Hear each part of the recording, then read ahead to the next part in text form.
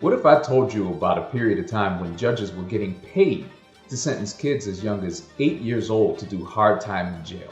Would you think that that was A, Georgia in the 1930s, B, Pennsylvania in the 2000s, or C, Louisiana back in the 1910s?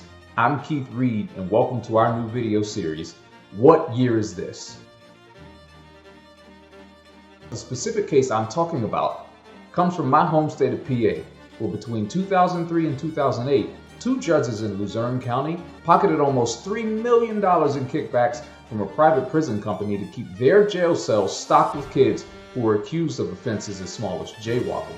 Last week, the former judges Mark Civarella and Michael Conahan were ordered to pay $200 million to their almost 300 victims, most of whom will be adults by now. But if their scheme to sell black and brown kids into the racist carceral system sounds like something out of the Jim Crow era, you're not exactly wrong. Ava DuVernay's 2016 documentary on mass incarceration, 13th, talks about the constitutional amendment that bans involuntary servitude with only one exception: for people convicted of a crime.